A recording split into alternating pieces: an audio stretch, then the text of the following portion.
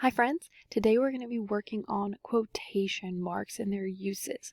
So quotation marks are another form of punctuation. So like our period, our exclamation point, and our question mark that we've been using at end of sentences, and commas and apostrophes, it's another kind of punctuation mark. Now, quotation marks are punctuation marks that set of quoted or spoken material.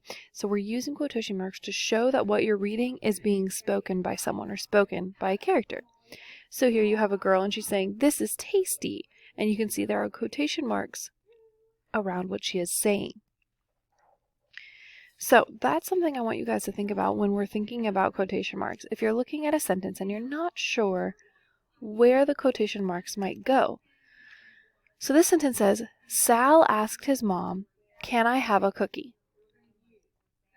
Well, if you're not sure where those quotation marks, if you're not sure where exactly to put those marks, I want you to think about it like this. If this is our boy Sal, if we were drawing it and we wanted his character, what he said to be in the bubble, what part of that sentence would be in this bubble of what he's actually saying? Well, he's saying, "Can I have a cookie?"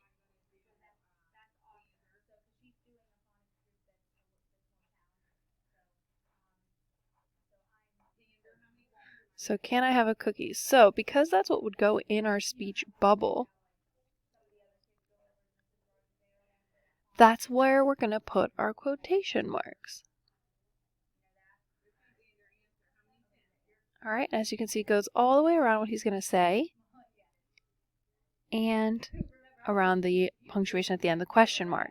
All right, now something else to note when we're using quotation marks is that commas are also used often. So in this case, you're going to put the comma in between what's not being said and what's being said. And I'll show you a few other examples of where you might use a comma. Okay, but our biggest focus is knowing where to put the quotation marks around what is being said.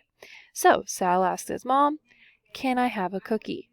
Okay, we could also have a capital C here because it's like what he's saying. It's like a different sentence. So Sal asked his mom, "Can I have a cookie?" All right. So thinking of some different examples, we could say, "I love school," said Michael.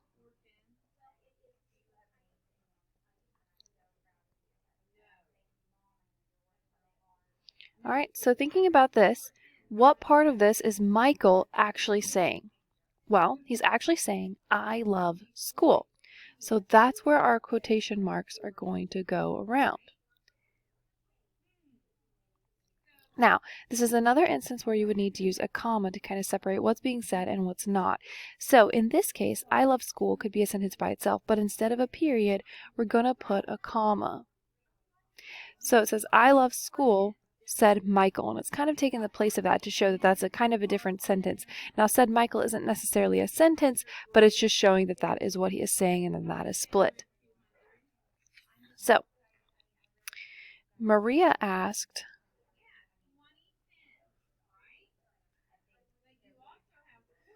"Can I borrow money?"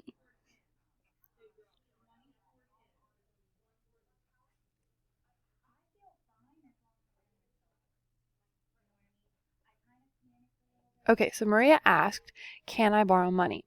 So this case, what is Maria actually saying? What is she asking? She's asking, "Can I borrow money?" So if I was drawing my little speech bubble, this is what I would put in it. Now again, don't forget our comma has to separate what's being said from what's not. Now in this case, because the Maria asked is first, the comma is going to go right here. So it separates what's being said from who is saying it. So up here, "I love school," it splits here. Here's our comma. And Maria asked, the comma goes there because "can I borrow money?" And you can notice we have a capital C here as well because it's like that sentence. Let's try another one. And notice we have different kinds of sentences. This one's a question, this one's a statement. "The house is on fire."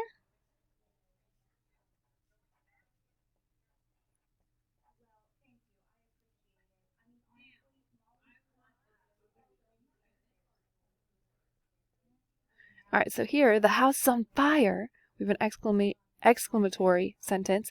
The house is on fire, Jenny yelled. So what is Jenny actually yelling?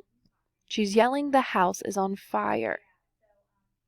Now this is a special sentence because you don't actually need a comma.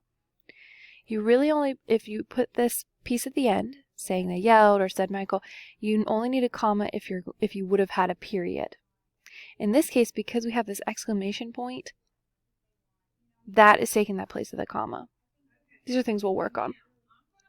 If it was a question, like, is the house on fire? Also, you wouldn't need a comma because there would be a question mark there. Okay? So let's try one more. Let's do... My mom told me, don't hit your sister. All right, so thinking about what did the mom actually tell her? She actually told her, don't hit your sister. So that's what our quotation marks are going to go around. And we need that comma to separate what's being said from who is saying it. So my mom told me, don't hit your sister. And this is a command. Remember that kind of sentence, a command. So there's lots of different ways to use quotation marks in different sentences. So you're going to practice that today, and we're going to work with it in our groups and throughout the rest of the week. But thinking about your quotation marks are going around what would be in a speech bubble. What is my character? What is that person actually saying? And that's where those quotation marks are going to go around. So you're going to practice that today and see if you can add some punctuation, including these commas, because that's another level, to the different sentences. As always, have a great rest of your day and do your best. Bye, friends.